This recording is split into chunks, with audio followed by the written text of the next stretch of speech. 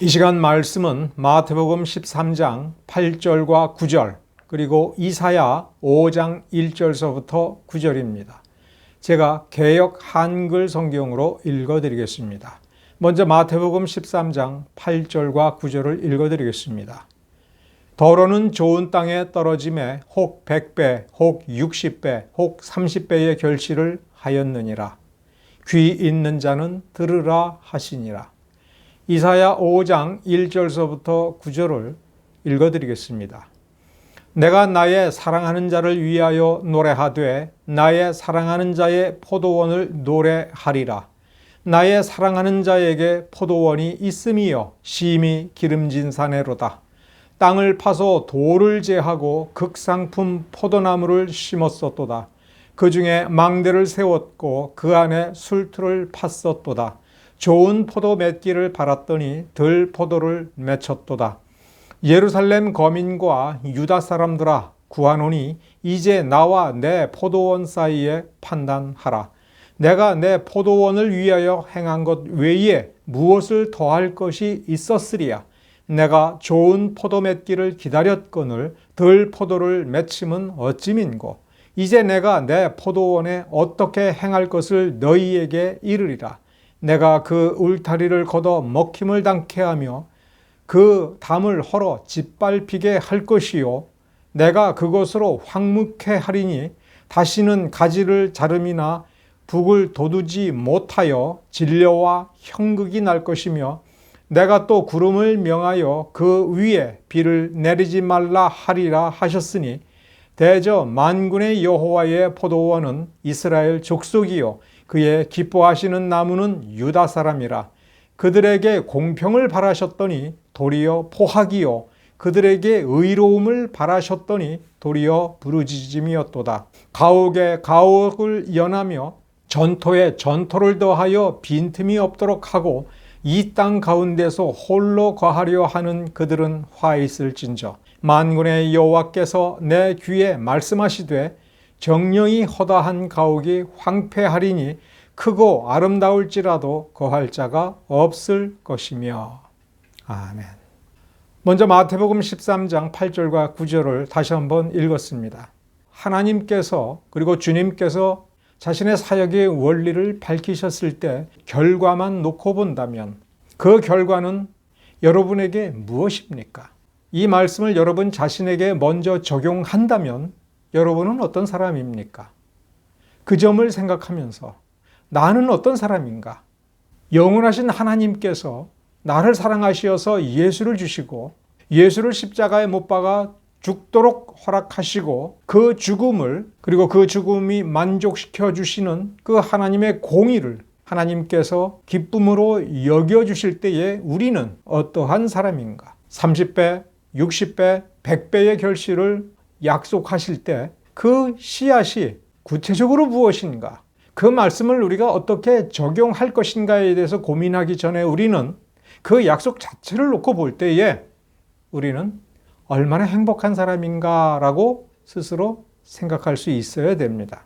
30배, 60배, 100배 좋은 씨라면 하나님께서 준비한 좋은 씨라면 그리고 우리가 좋은 밭이라면 그 약속은 당연히 이루어지는 것이라면 우리는 얼마나 행복한 사람일까를 한번 생각을 해봐야 됩니다. 그런데 이 말씀을 즉 마태복음 13장의 비유를 대개는 잘못 해석을 합니다. 왜 잘못 해석하는가를 한두 가지만 생각을 해보겠습니다. 첫째, 마태복음 13장의 비유는 제가 몇 번 말씀을 드렸듯이 죽음을 전제합니다. 죽어야 한다는 겁니다. 그래서 예수님께서 죽으셨습니다.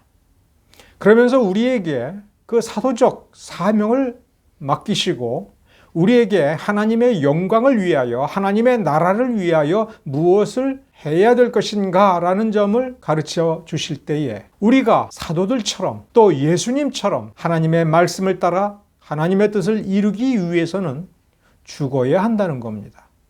우리는 이렇게 생각할 수 있습니다. 나는 사도가 되고 싶지 않아. 나는 사도처럼 놀라운 역사를 이루는 거 그 정도는 바라지 않아. 그냥 소시민으로서 작은 사람으로서 내 평범한 삶이나마 죄 없이 살았으면 좋겠다 할 때에 역시 사도 바울의 가르침에 따라서 생각을 해본다면 우리는 죽어야 됩니다. 우리의 정과 욕심을 십자가에 못 박아 죽이고 우리의 십자가를 짊어지고 예수의 발자취를 따라가는 것이 믿는 자의 기본적인 자세가 되어야 되고 그것은 반드시 거쳐 넘어가야 되는 것입니다. 그런 점에서 우리가 죽음을 생각해 보면 내가 죽어야 되는구나라고 생각을 해본다면 세속적인 관점에서 만일 이 죽음이라고 하는 것이 비참한 것이고 고통스러운 것이다라고 생각한다면 그것은 아무리 좋게 얘기해도 하나만 알고 둘은 모르는 것입니다. 왜냐하면 예수님께서 부활의 첫 열매로서 죽음도 어찌할 수 없다라고 하는 것을 우리 눈앞에 분명히 보여주셨습니다. 만일 여러분들이 예수를 믿고도 예수가 어떻게 부활했는지 그 부활이 어떤 부활인지를 정말 가슴 벅차게 느끼지 못한다면 성경을 좀 더 들여다봐야 됩니다. 성경을 너무나 부족하게 읽으신 것입니다. 30배, 60배, 100배의 결실을 얻기 위해서는 씨앗은 죽어야 되는 겁니다. 지금 생물학적으로, 농학적으로 얘기하는 것이 아니라 교훈적으로 우리에게 가르쳐 말씀하시는 겁니다. 죽어야 된다. 자, 이렇게 생각을 해야 됩니다. 지금 우리가 생각하는 나의 정과 욕심을 십자가에 못 박아버리고 나의 비전을 십자가에 못 박아 죽이고 전적으로 하나님의 말씀을 붙들고 예수의 발자취를 따른다라고 생각할 때에 그 죽음이 아무리 비참하고 아무리 고통스러울 것 같다라고 느낀다 할지라도 그 죽음을 기꺼이 받아들일 수 있어야 된다 하는 겁니다. 왜냐하면 죽음의 권세를 예수님께서 깨뜨렸기 때문에 그렇습니다. 그래서 예수를 믿어서 우리가 구원의 새 생명을 받았으면 우리는 죽어서 천국 갈 수 있느냐는 확신이 중요한 것이 아닙니다. 그런 확신 없어도 됩니다. 그러나 반드시 있어야 될 것은 내가 지금 죽음 앞에 선다 할지라도 이 죽음을 내가 두려워할 것인가? 내가 모욕을 당한다라고 할 때에 이 모욕을 비참하게 생각하고 비굴하게 생각해서 모욕을 내가 감당할 수 없다, 너무 부끄럽다, 창피하다라고 해서 이 모욕으로부터 도망갈 것인가? 아니면 주님께서 내 안에 넣어주신, 그래서 지금 내가 누리는 새 생명, 주님께서 나의 주님이 되어주시고 나를 당신의 사랑으로 감싸주시고 나를 당신 안에 받아들여서 지금 내가 사는 것은 내 안에 계신 예수 그리스도의 생명으로 사는 것이다. 이 생명의 삶, 이 새 생명의 능력을 나는 조금이라도 알고 있다. 아주 조금 알고 있을 때에 나는 죽음이 두려워지지 않는다. 행복하다. 주님이 내 안에 계시고 내가 주님 안에 있고 주님과 더불어 살며 주님과 더불어 하나님의 뜻을 이루어가는 이 삶을 살고 있으므로 우리는 이미 육신의 죽음이 내 인생의 종말이 아니며 내가 죽을 때에 다른 사람의 눈에 보기에 비참하고 완전한 실패인 것처럼 보이지만 결코 그렇지 않다. 이 죽음은 이미 하나님께서 알고 있는 죽음이며 죽음의 권세가 빠진 죽음이며 예수께서 지나가시되 마치 아무것도 아닌 것처럼 죽음을 극복한 그 길을 내가 예수의 능력으로 다시 한번 이 길을 걸어가는 것이다라고 생각을 해야 되는 것입니다. 죽음을 두려워하지 않는 자가 하나님의 능력에 힘입어서 100배, 60배, 30배의 결실을 맺는 것이다. 그것이 내 가슴에 가득 차 있어야 되는 것입니다. 천국의 비밀은 바로 이것입니다. 이 성경 말씀을 읽으니 예수님께서 무엇을 하셨는지 조금 알겠다라고 생각하는 것이 아닙니다. 예수를 믿으면 구원받는다라는 사실을 아는 것이 아닙니다. 예수를 믿으면 예수의 공로로 말미암아 새 생명을 우리가 얻는다, 죽어서 천국 간다, 이것이 아닙니다. 오늘 그 생명을 누리는 겁니다. 그게 무엇인지 어떻게 합니까? 설명이 필요 없습니다. 왜요? 내 안에 있는 것을 내가 누리기 때문에 내가 예수 믿기 전에 살았던 그 생명과 예수 안에서 예수로 말미암아 예수를 통해서 공급되는 이 생명이 어떠한 것인지를 내가 누리고 있기 때문에 설명하지 않아도 아는 것입니다. 그것이 내 안에 있다면 죽음이 두렵지 않은 것입니다. 농부가 땅에 뿌렸을 때, 땅에 떨어질 때 그 씨앗은 두려워하지 않는 겁니다. 소망을 품고 있는 것입니다. 100배, 60배, 30배로. 그러므로 그것은 행복의 약속인 것입니다. 여러분, 행복이 무엇입니까? 왜 행복해지려고 하는 겁니까? 사람들은 행복이 뭔지를 모르고 행복을 추구하고 있습니다. 이 세상 사람들이 대부분이 행복하기 위한 조건으로 무엇을 찾습니까? 지금 내가 갖고 싶은 것이 무엇이다. 그것을 얻기 위해서는 내가 얼만큼 더 많은 돈을 벌어야 되고 그 돈을 이용하여 어떤 신분과 지위를 누리며 어떤 인맥을 구축할 수 있을까? 그렇게 상상합니다. 세상 사람들이 결핍을 느끼고 있는 그것을 채우면 자기는 행복할 것이라고 생각을 할 뿐입니다. 그럼 왜 그렇게 행복을 추구하고 왜 그렇게 물질을 추구하며 돈을 더 많이 벌기 위하여 그렇게 잔혹하고 비인격적인 일을 합니까? 불행해지지 않기 위해서 그렇습니다. 그럼 불행이 무엇입니까? 무엇이 없어서 불행한 것입니까? 아닙니다. 불행해지는 것은 비참해지는 것이고 처참해지는 것입니다. 그래서 우리 주변에 여러 가지 사고를 겪거나 망신을 당하거나 처참하게 부서지고 던져지고 짓밟히는 모습들을 바라보면서 저것은 불행한 것이다. 이렇게 생각을 하고 자기 자신은 어떤 일을 당해도 저렇게 비참해지지 말아야겠다라고 생각하면서 그렇다면 나를 지켜줄 것이 무엇인가? 그것은 돈이며 인맥이며 권력이다라고 생각을 하고 그런 것을 얻기 위하여 가장 빨리 가장 먼저 구할 것을 찾아서 헤매는 것입니다. 그것은 결국 돈입니다. 그러나 모든 인간은 어디에서 막힙니까? 죽음에서 막히는 겁니다. 비참하게 죽는 것이지요. 비참하게 죽는 것은 무엇입니까? 지옥에 던져지는 것이지요. 모든 것이 잊혀지고 지워지는 것이지요. 부정당하는 것입니다. 차라리 죽어서 완전히 나의 존재가 없어지는 것이라면 죽음이 그렇게 무섭지는 않겠지요. 인간은 본능적으로 알고 있습니다. 죽음이 끝이 아니라고 하는 것을, 그 다음에 심판이 있다라고 하는 걸 본능적으로 알고 있습니다.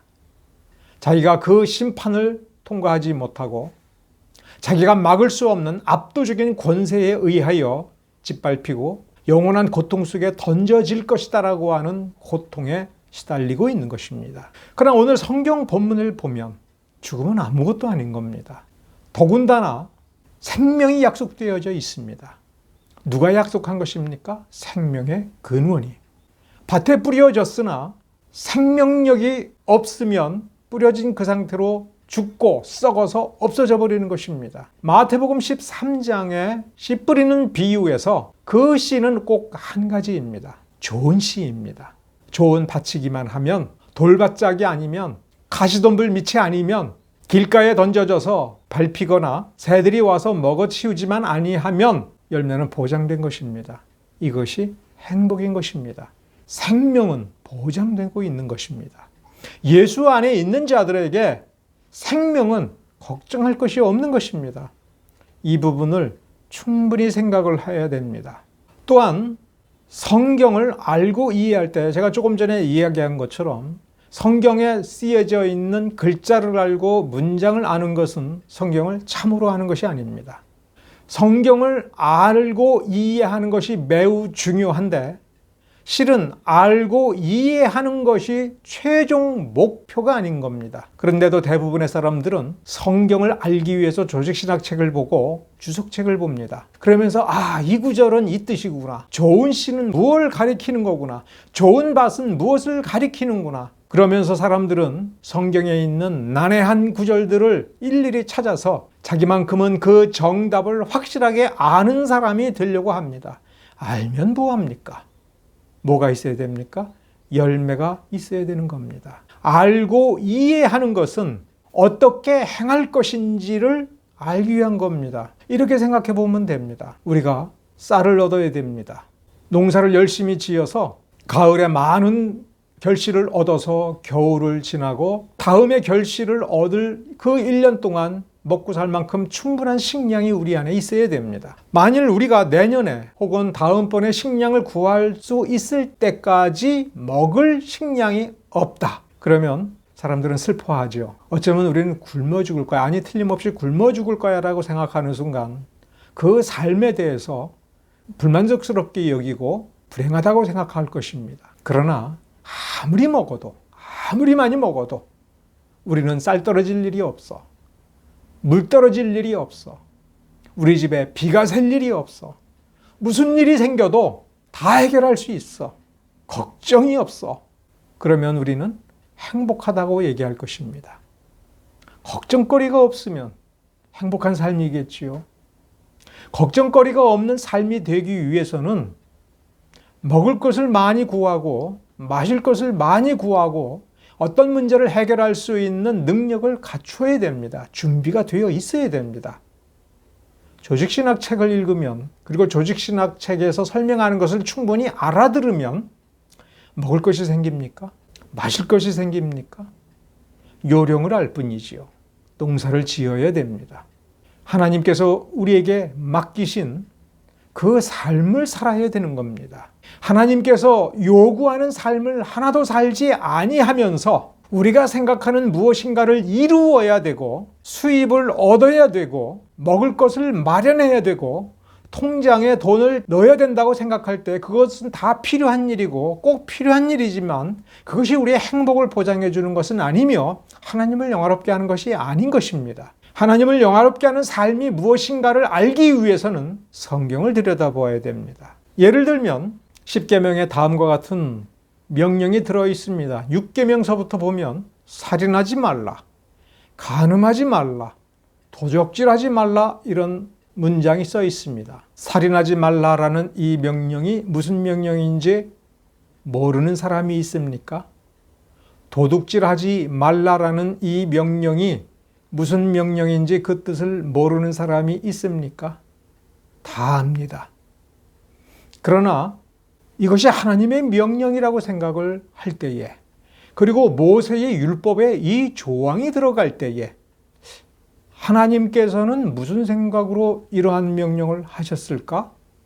우리는 이 계명을 어떤 정도의 수준으로 지켜야 되고 이 계명을 어떻게 적용해야 하나님께서 기뻐하실지를 알까? 우리가 어떻게 해야 이걸 제대로 알까? 우상 숭배하지 말라는 것과 이 계명들은 무슨 관계가 있는 것일까를 생각을 하면서 깊이 고뇌를 해야 됩니다. 왜 고뇌를 해야 됩니까? 이사야서 오늘 읽은 본문의 뒷부분에 보면 10계명의 뒷부분에 나오는 6계명서부터 4계명이 이 이스라엘 백성들이 지키지 아니하였다라고 하는 지적을 하십니다. 그런데 그 지적을 하시기 전에 이사야 선지자를 통해서 하신 말씀이 이 포도원의 비유입니다. 포도원의 비유에서 핵심은 무엇입니까? 하나님께서는 이 나무, 즉 이스라엘 백성, 유다 백성을 향하여 하실 모든 일을 다 했다. 그러니까 뭐를 깨달아야 되는 겁니까? 지금의 나의 지금의 이 모습이 아무리 부족해도 하나님을 향하여서는 하나님 뭐 하십니까? 왜 나는 아직도 이렇게 부족합니까? 이런 소리 절대로 할 수 없다라고 하는 것을 이해해야 되고 인정해야 된다는 겁니다. 이사야 이 말씀을 읽으면서 유대인들은 좋겠다. 하나님께서 먼저 마치 하나님의 자녀들 가운데에 예수님 빼놓고 장자 족속으로 선택하여 이렇게 많은 복을 주셨고 나는 이방인이어서 그리고 작고 작은 나라의 한 사람이기에 하나님께서는 나에게 이런 복은 안 주셨다 이렇게 생각한다면 성경을 다시 읽어야 됩니다. 지금의 내가 부족하게 느껴지는 것은 내가 나를 보기 때문에 그렇습니다. 나의 세속적 사고방식으로 내가 무엇을 누리고 있는가를 세속적 관점에서 세속적인 가치 기준으로 놓고 보면서 아직 보지 못하는 영적인 것을 보는 눈이 없는 상태에서 따지면서 나의 미래에 대해서 불안하게 여기고 내가 비참하게 죽을지 모른다라고 하는 그 공포에 사로잡혀서 그 공포와 그 두려움을 숨긴 채에 나는 천국 갈 확신이 있다라고 하는 그 확신을 가지고 들여다보면서 그래, 뭐가 문제냐면 하나님이 아직 안 주셨어. 그래서 우리는 기도해야 돼. 하나님 이거 주세요, 저거 주세요라고 기도를 해야 되고 기도 응답을 받아야 돼. 우리의 매일매일의 삶은 부족함의 연속이고 죄 중에 살고 있고 세상에서의 삶이기 때문에 매일 매 순간 필요한 모든 것을 하나님께 기도해야 돼라고 우리가 생각하면서 이 말씀을 읽으면 이 말씀이 우리하고 상관이 없게 되는 것이지요. 우리의 관점에서가 아니라 하나님의 관점에서 놓고 볼 때에 하나님께서 우리를 구원하시고 하나님께서 자비를 베풀고 하나님께서 은혜를 베풀고 하나님께서 우리에게 능력을 주셨을 때에 능력을 조금만 주었다 이렇게 생각해서는 안 되는 것이 하나님이신 예수를 우리에게 주셨고 우리의 전 존재를 예수 안에 받아주셨기 때문에 우리는 하나님께서 우리에게 무엇을 해주셨느냐라고 할 때에 예수 중심으로 생각을 해야 되는 겁니다. 오늘 이사야 본문을 읽어보면 하나님께서 오히려 우리에게 이렇게 물으시는 겁니다. 아니 내가 다 해줬잖아. 이렇게 해줬고 이렇게 해줬고 이렇게 해줬다. 너를 기름진 산에 좋은 맛으로 만들어서 극상품 포도나무를 심었다. 그리고 기다렸다. 농사를 지으면서 때에 따라 물을 길러다가 부어주면서 벌레를 잡으면서 기다렸다. 그러면서 열매가 풍성하게 맺어지기를 기다렸다. 우리 하나님께서는 그렇게 말씀하시면서 되묻습니다. 내가 못해준 게 더 뭐 있냐? 한번 얘기해봐라. 뭐가 부족하길래 열매가 없냐? 하나님께서 우리에게 예수를 부어주시고 영원한 은혜와 자비를 베풀어 주시면서 심지어 우리에게 아직 닥쳐오지 아니한 미래에 대한 놀라운 약속까지 우리에게 주시면서 매일매일 돌보아 주실 때에 내가 더 무엇을 해줄까? 이렇게 물으시는 하나님의 그 질문을 우리는 곰곰이 생각을 해보고 하나님의 관점에서 내가 어떤 열매를 맺을 것인가를 생각을 해보아야 됩니다.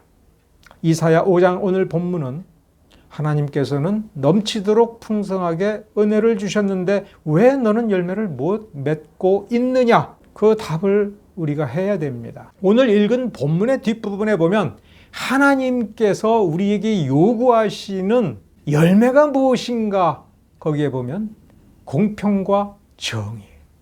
그 공평과 정의는 이 세상을 어떻게 바꾸어 놓느냐가 아니라 남의 것 훔치지 말라.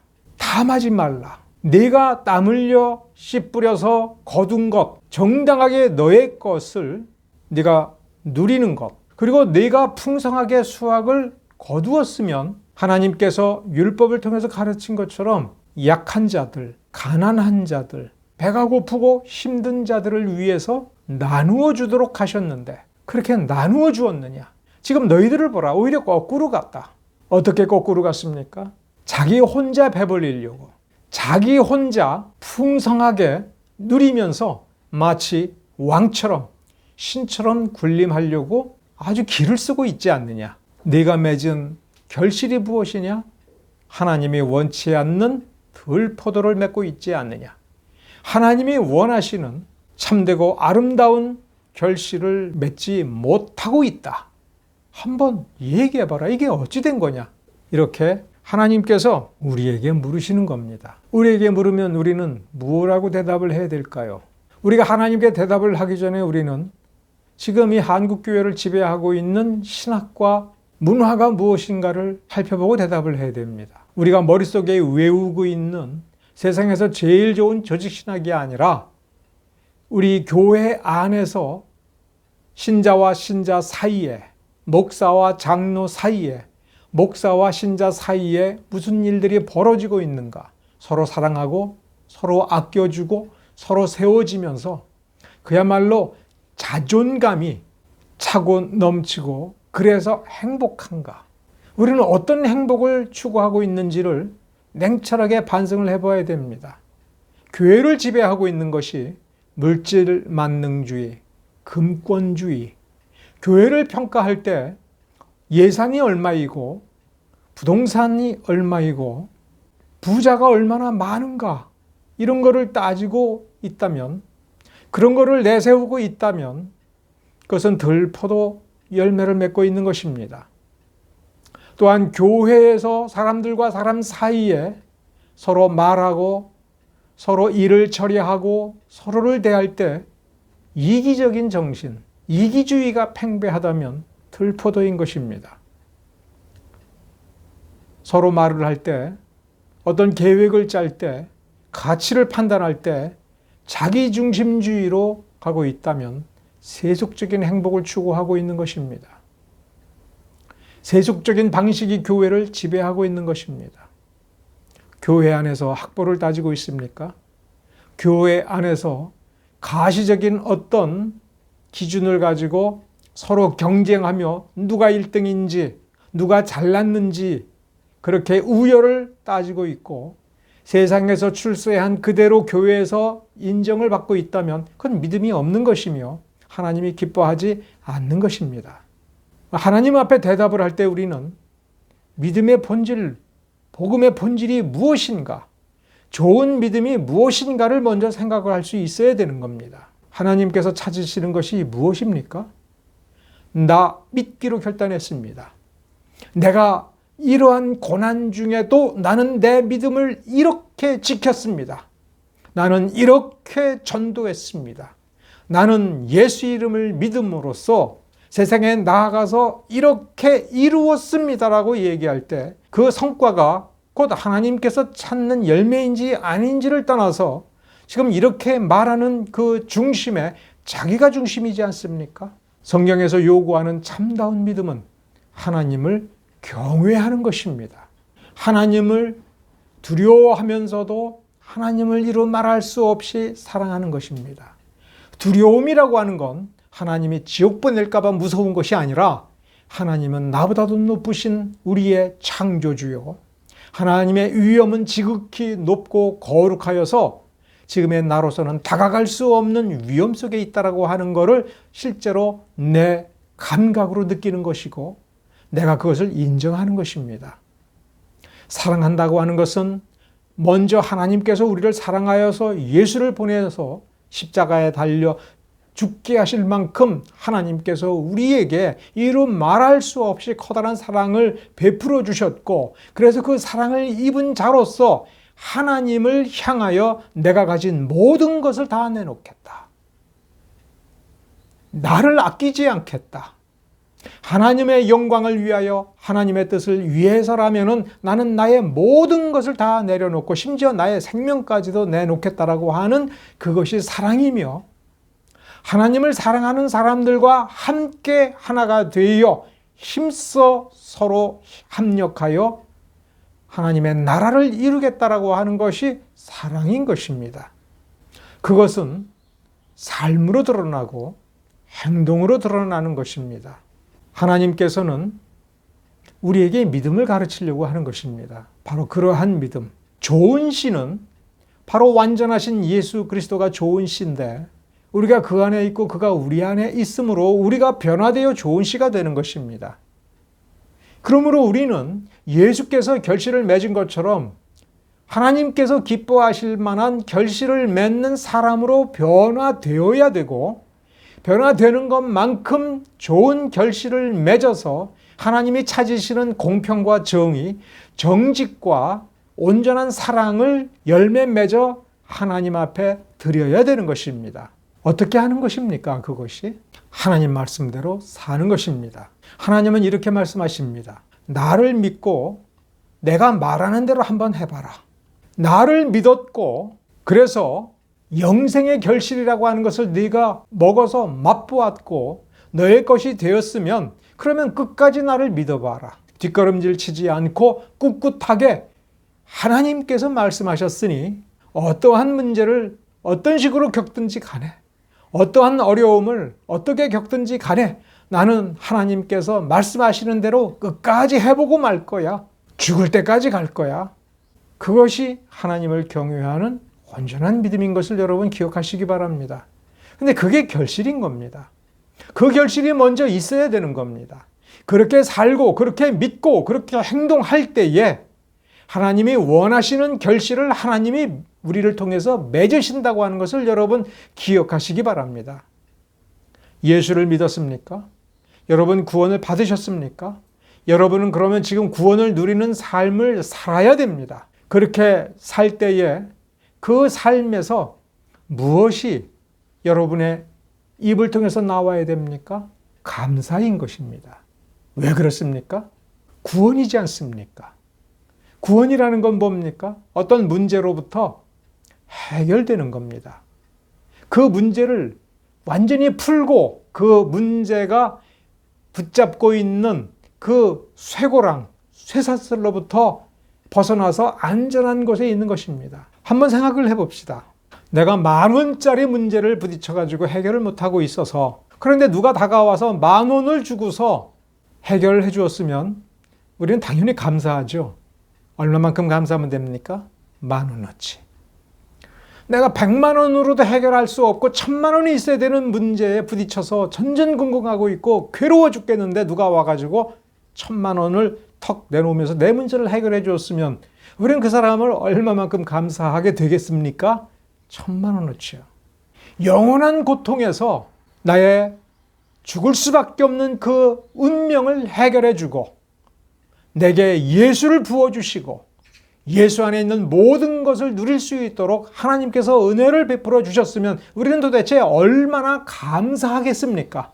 비참한 고통 속에서 죽을 수밖에 없는 암에 걸려서 병상에서 울부짖고 몸부림치고 있다가 어떤 놀라운 의사가 단박에 그 고통에서 나를 해방해 주었다면 우리는 얼마나 그 의사에게 감사하겠습니까? 그리고 우리 자신을 생각하면서 우리 자신이 어떠한 사람이라고 느끼겠습니까? 우리 가슴 속에 무엇이 가득 차겠습니까? 행복이 가득 차겠지요. 행복해서 감사하는 그 감사가 얼마나 큰 것인가가, 우리가 받은 구원이 얼마나 큰 것인가를 드러내는 것입니다. 100배의 결실로 하나님께 맺어드리는 그 씨앗의 기쁨을 한번 생각을 해보십시오. 그것이 참된 행복인 것입니다. 내가 주님께, 내가 하나님께, 내가 성령님과 더불어서 이렇게 살 수 있다니. 여러분 그 기쁨을 회복을 하셔야 됩니다. 매일매일 그 기쁨을 누리셔야 됩니다. 가슴 속에 하나님이 주시는 그 생명과 그 축복으로 말미암아서 난 너무 좋아. 너무 행복해. 그래서 나는 아무리 힘들고 고통스러워도 어쨌든 이 고통을 이겨나가고 있어. 이 삶을 견디고 있어. 이렇게 할 때에 참다운 감사가 나오는 것이며 무엇을 증명하고 있습니까? 내가 예수로 말미암아 진짜 구원받았다라고 하는 것을 증명하는 것이며 내가 이제 정말 좋은 씨가 되었다라고 하는 것을 증명하는 것입니다. 맛보십시오. 매일매일 누리십시오. 예수가 어떠한 분인지, 예수 안에 있는 새 생명이 어떠한 새 생명인지를 매일 누리십시오. 만일 여러분이 매일매일 그것을 느끼지 못한다면 그냥 답답하게 육적인 삶을 매일 반복할 뿐이고, 그래서 맥이 풀리고 답답하고 괴롭다면 기도하십시오. 성경을 읽으십시오. 그 성경을 통해서 말씀하시는 하나님의 음성을 직접 들으십시오. 성경을 통해서 우리에게 주시는 그 은혜를 가슴에 담으십시오. 영혼 속에 담으십시오. 그리고 그 말씀, 하나님의 말씀이 우리에게 요구하는 그 삶을 사십시오. 우상 숭배하지 마십시오. 돈을 숭배하지 마십시오. 세상을 따라가지 마십시오. 1계명서부터 4계명까지 그렇게 요구하고 있지 않습니까? 그 다음부터 해야 될 것은 무엇입니까? 탐내지 마십시오. 남의 것을 빼앗으려고 하지 마십시오. 훔치려고 하지 마십시오. 남의 삶을 보장해 주십시오. 남의 인격을 보장해 주십시오. 남의 권리를 보장해 주십시오. 그렇게 하다가 내가 아무것도 남지 않는 것처럼 느낀다 할 때에 주님을 바라보십시오. 당신의 가슴 속에 가득 차 있는 하나님을 바라보십시오. 그렇게 매일매일 살아가면 정말 능력자가 될 것임을 여러분 기억하십시오. 하나님이 선언하셨습니다. 너희는 행복자로다. 우리는 행복자입니다. 그 행복을 찾으시기 바랍니다. 성경에서 찾으시기 바랍니다. 예수의 그 살아있는 이름에서 찾으시기 바랍니다. 기도하겠습니다.